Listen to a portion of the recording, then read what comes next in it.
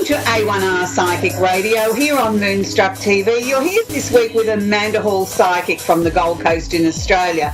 For those of you that aren't familiar with this part of the world, we're a little bit like California in the US of A.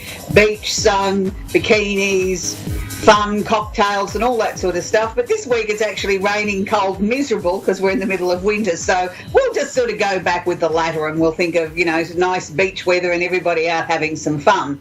So it's been a very interesting week this week. I thought we'd start with the card of the week. So for those of you that have been tuning in over the last 11 weeks of the show that I've been bringing to you here each week, we always start with the card of the week from the Simply Tarot deck, a deck of cards that I created about 12 years ago now. So this week's card is the Moon. Now, it's very, very interesting because the Moon card is the card of deception or delays, emotions up or down, maybe deceiving yourself emotionally or others. So it's a card that asks us to really delve inside to ourselves and ask ourselves those very pertinent questions.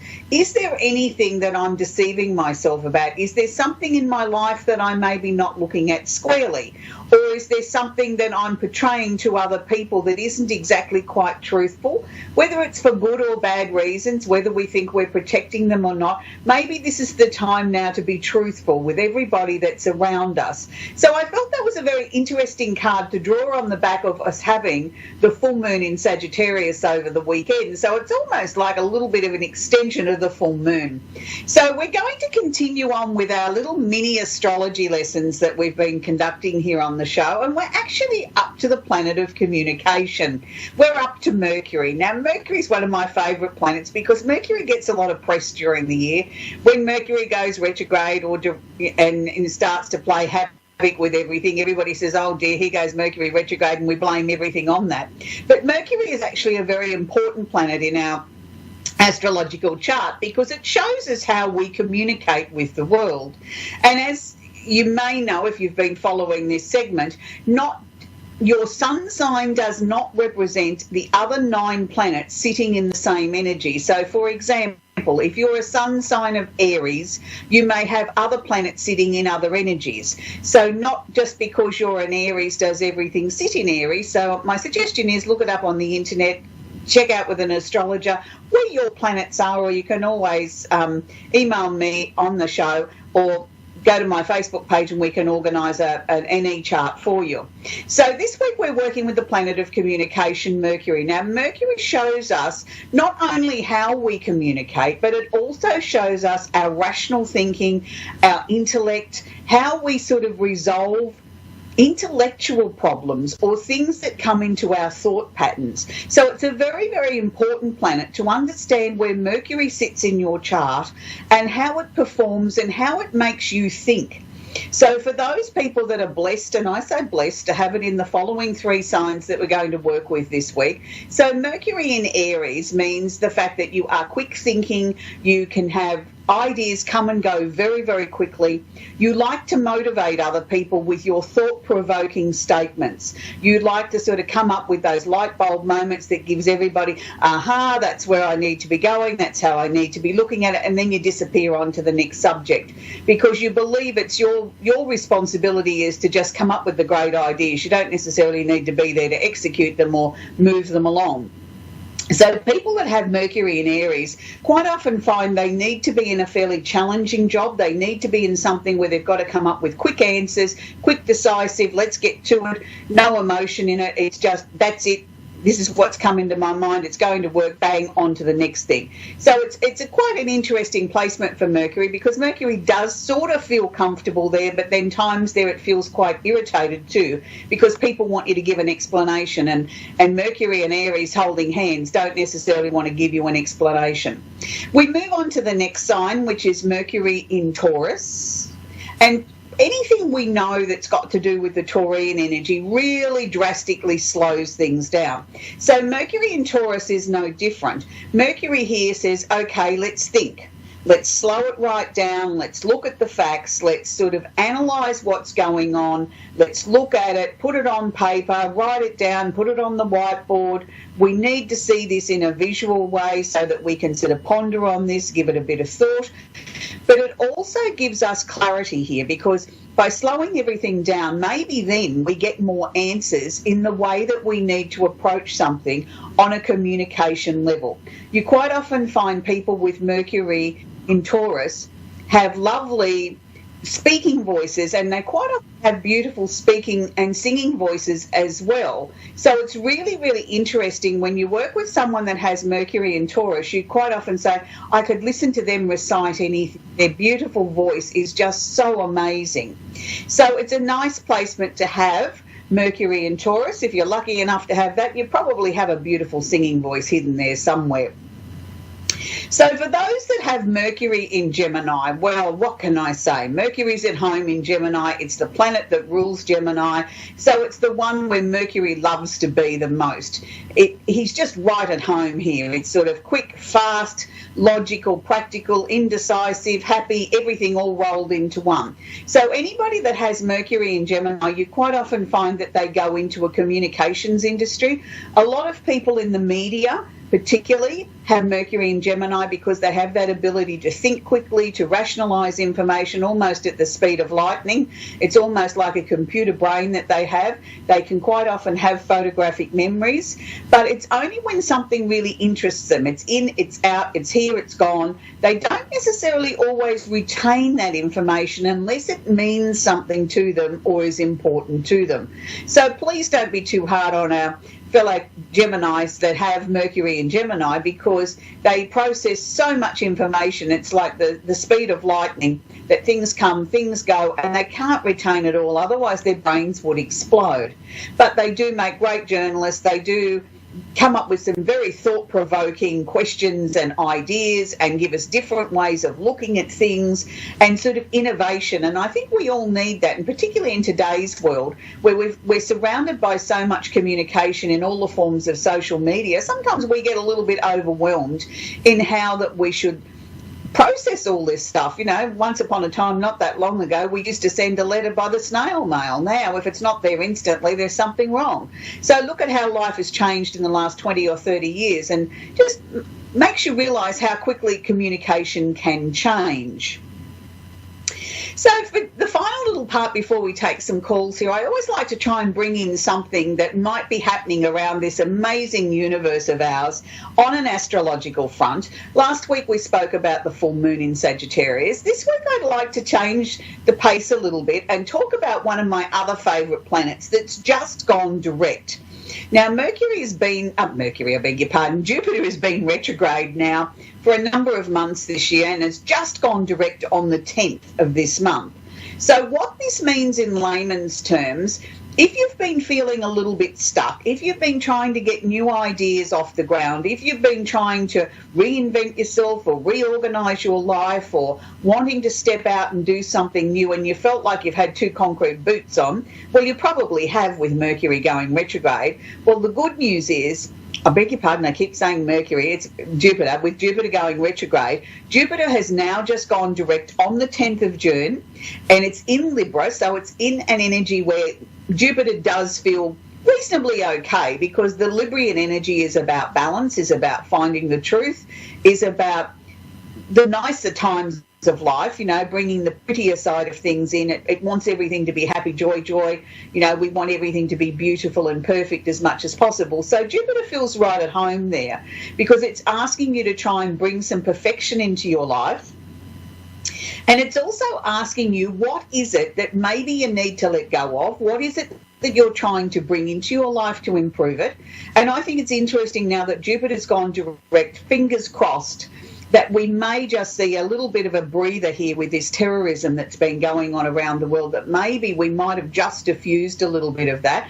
We can only hope, so that people can start to sort of try and put their lives back together and see some positive things. Let's try and move the second half of this year along in a very positive, dynamic way, and looking at just maybe doing one tiny little thing for ourselves, something that we can all manage. That's your homework for the week. Try and think of something that you can do, one small step you can take that will improve your life, that will bring you some joy. And if we all did that around this amazing globe of ours, imagine the positive energy that we would all start to amass. because one person doing something positive and then the next person doing something positive and on it goes, we change the energy around the globe. And I think that's what we need to be doing at the moment, is we need to try and find a positive way of all of us taking a little bit of responsibility for ourselves and our own lives, and collectively the energy will shift. And I think that's a really nice way of looking at it. So in, the jigsaw of you, of how you're made up, that's what we've been doing as we work through these planets, and we work through a little bit of what's happening in the universe every week. So we're going to now start to take our first caller for the show. We've got Lisa in Denver City. So Lisa, are you there?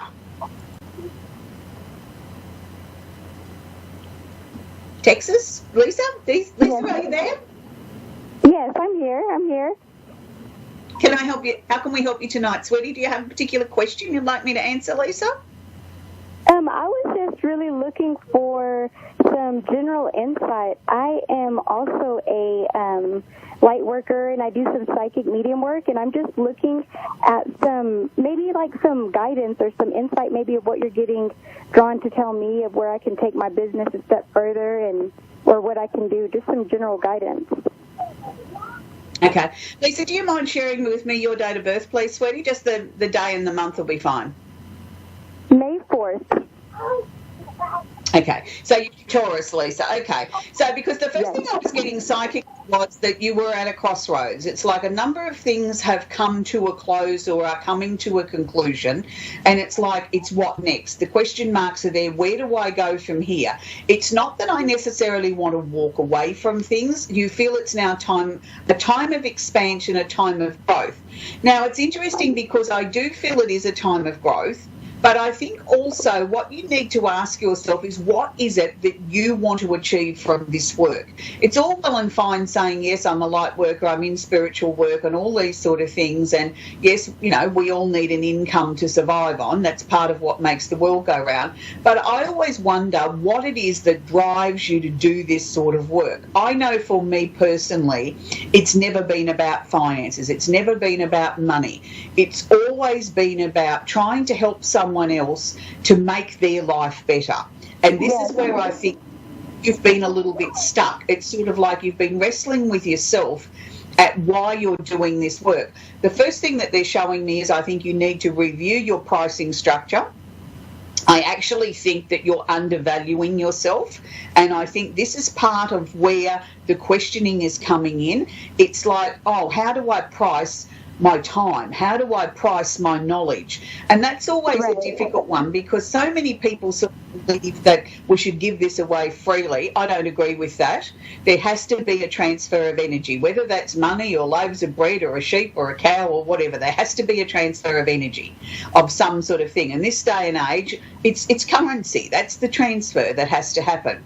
So I think you need to sit down and look at your pricing structure. I think there needs to be You need to treat this like a business, and I think that's part of the problem. You've never actually put your work into the third person. We need to put it into, this is the third person, this is the business. Now, if you were a business and you were selling shoes, once a year you would reevaluate your pricing structure, your costs, how much money it's costing you to have the store open, how much it costs you to produce shoes, how much it costs you to sell them, and how much profit you're making. So I want to see you put your business into that way, and look at sort of, set a date on the calendar. The first of every August 1 every year is when I look at how I'm going business-wise. Am I happy with the pricing structure that I've got?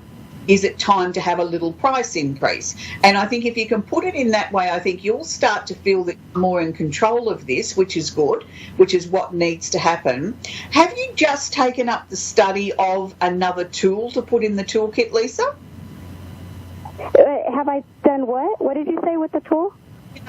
Have you taken up some study in another area like astrology or numerology or something like that? Oh, no, right now I'm just, I'm working as a certified psychic medium, and that's what I do. I have my own business I've opened. It's called Magnet Motivation. Me and my husband, I was in a car wreck in 2014, and that left me paralyzed. So after this car wreck, my abilities have just been really heightened, and I went full force with it, and I've been doing it full time every day, and like I said, I'm a mother and I'm a wife, and so I'm just really trying to balance everything right now. But it's sometimes I have the I almost want to doubt myself, and I'm scared that I'm going to just wake up one morning and it's not going to be the same, you know. But it's that fear, it's that irrational fear that always is trying to creep in, and so I'm constantly working on staying balanced and staying motivating and inspiring for people, because that is why I do this. I do this for people, and I mean, I wish we could do it all free, but my time is money, and you know, my abilities, I give my all to people when I look at them. So oh yeah, I'm not saying that you shouldn't do it for money. What I'm suggesting, Lisa, is we've got to put it into the third person, as if the business entity is separate from you and your husband and separate from family life, so that if you do that, it then becomes less scary. Look, the day you stop having fears about losing your gift, that's the day that I think you're in serious trouble. Let me share that with you, Lisa. I've been in this sort of work over 40 years, and I can tell you I still wake up most days and think, oh my heavens, I hope I've still got my gift. And I think if you lose that, I think you lose your objectivity, I think you lose the ability to stay grounded. So don't be frightened of that.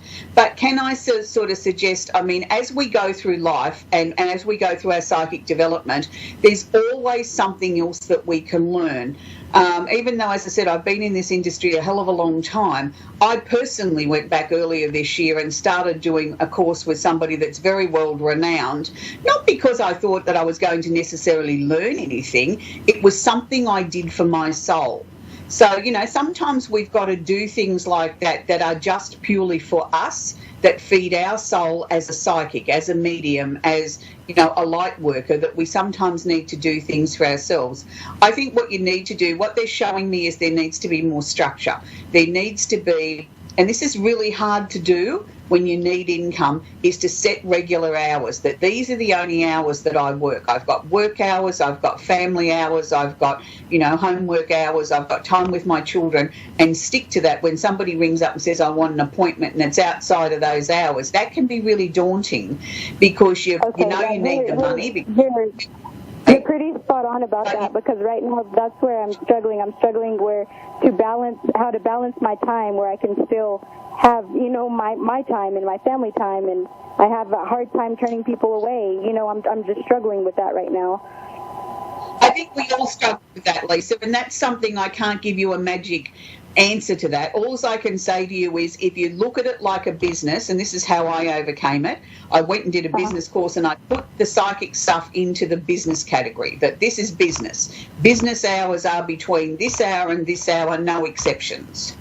And then that way, by you being more confident when you speak to people, and you don't say to them, well, when would you like your appointment? You say to them, my next available appointment is Tuesday morning at 10 a.m. And they say, oh, I can't do that, I work. And then you say to them, well, my next available appointment is, and it's whatever you might want to work outside of business hours, is when you give them that opportunity. So that's how you sort of, you've got to keep working at it, sweetheart. It doesn't just, you wake up one day and everything falls into place. It's a constant battle and a constant struggle between trying to manage your time and have downtime with your family, which is equally as important, if not so more important. So I think you're certainly on the right path, but they were showing me some other study or some other tool that you were going to start to study later this year as well. My husband is actually getting into the astrology, so we're trying to get in that together and kind of build our business and do kind of where we can offer more services, you know, and just better ourselves all around. I was going to ask you, do you have are you getting anything, or do you have any feelings regarding my marriage or my family or anything? Look, I think as far as your marriage and family life is concerned, I think, you know, things there are pretty stable, even though you sort of worry about things all the time. You know, there's always going to be ups and downs in family life, but basically on the whole, I think the two of you are twin souls. You're meant to be together. You know, you've got a great little family, so just keep going. Just take each day as it comes, Lisa. Don't try and fix the whole world problems in one night. You know, take it one step at a time. But if you go to my Facebook page later, if you go to my Facebook page tomorrow, I'll put up there some suggestions of some astrology books that may help you and your husband with your studies. Oh, awesome. Thank you. I appreciate that. Okay, sweetheart. Lovely to talk with you, and I wish you every success. I know you and your husband are going to do very well. You keep up the good work. Thank you, and I wish you well too, and I appreciate your time. My pleasure. Thank you, Lisa. We're going to go to Brenda in Toronto, Ontario. Brenda, are you there, Brenda? Here. Hi. Hello. Hi, Brenda. Hi. How can I help you? Hi there. I just wanted to get a reading. I've been having, a difficult past few months, and I just wanted to see if, what direction I should go in, or, what could be, in my future, or what direction I should take. Okay. All right. The last couple of months, I think what you've been doing, what's been happening is you've been going through what I term as a lot of psychic and emotional changes. So even though you've been feeling very, very restless and at times sort of really quite emotional, sometimes you're on a real great high and then the next couple of hours you can be feeling really quite low. Don't be too hard on yourself, because this just means that you're tuning into things a lot more than what you used to do. So this is a good thing. This is not a bad thing. And this always happens just prior to a major emotional shift in our lives, or us moving into some very different areas of our life. So as we start to open ourselves up on a psychic sort of level or on an intuition level, we start to be more aware of our emotions, of how we feel, becoming super sensitive to things. Some people say, oh, noises are starting to annoy me. Some people say I can't stand light. Other people say I'm having food allergies, or things that, never bothered me once upon a time are now bothering me. And these are all part of the changes that are happening.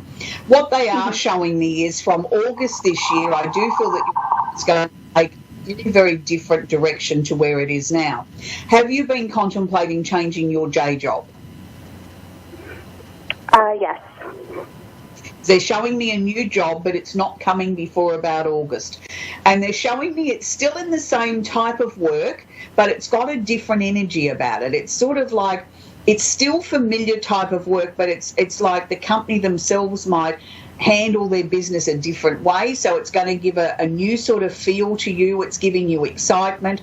I'm going to say it's going to be a fairly reasonable sized company that you'll be going to work for. It won't be super small, but it's not a big multinational either. It's sort of like a medium sized company. We have the opportunity, I feel, to grow within the company itself. There's opportunities there for advancement. They particularly don't sort of stand in the way of women getting ahead in the business. They are very equal in that way. They don't care whether you're male or female. If you work hard, the opportunities will be there for you. I also feel that there's going to be some changes to where you're living. I'm not saying necessarily a move of residence, but I'm saying you're going to be changing things around or moving the furniture around or something like that. That's also part of the changes that are happening. Has there been some changes in your personal relationship with your matters of the heart? Has there been some difficult patches there with your partner? Yes. I'm not necessarily seeing an end to the relationship, but what I am seeing is we've still got some tricky patches here to manoeuvre. And the most important thing I can say to you is stand your ground and be open and honest.